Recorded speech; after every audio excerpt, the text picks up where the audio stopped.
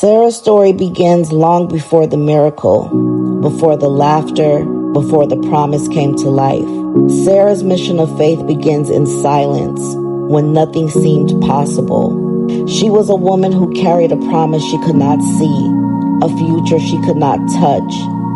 Yet God whispered to her heart and said, "Your story isn't finished." Sarah had heard the promise for years, but every sunrise felt the same.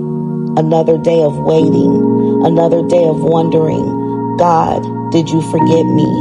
But faith is not the absence of questions. Faith is choosing to stand on what God said, even when everything around you says it's impossible.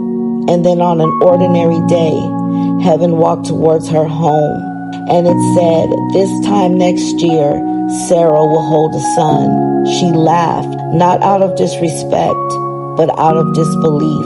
It was the laugh of someone who had been disappointed too many times. And the Lord said, "Why did you laugh? Is there anything too hard for me?" In that moment, Sarah met the truth. God doesn't speak according to your clock. He speaks according to his power. And so her mission of faith began, not with instant belief, but with a heart leaning towards trust again. She learned that faith is not a feeling. Faith is saying yes to God while you're still trembling. She carried a promise inside of her, both spiritually and physically.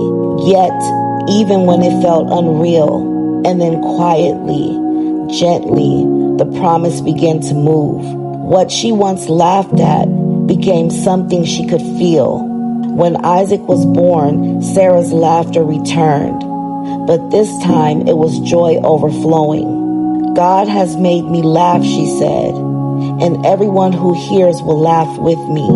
Her mission of faith wasn't just about receiving a child. It was about discovering who God truly is. He's faithful, patient, unfailing. Sarah learned that delay is not denial, waiting is not wasting, and God is never late. Her mission of faith reminds us that when God speaks a promise, it becomes impossible for it not to happen. So when your faith is feeling tired, remember Sarah, the woman who laughed at a miracle, then held it in her arms. You will hold your miracle.